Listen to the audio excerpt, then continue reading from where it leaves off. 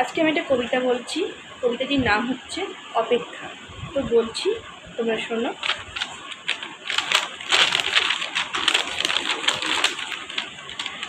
অপেক্ষাকে আজও আমি ছাড়তে পারিনি। হ্যাঁ, অপেক্ষার কথাই বলছি।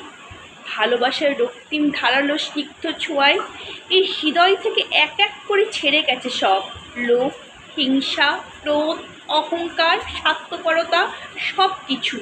কিন্তু অপেক্ষা আমাকে আজও ছেড়ে যেতে পারেনি। আমি ভালোবাসার জন্য সব কিছু ছেড়েছি, শুধু অপেক্ষা ছাড়া।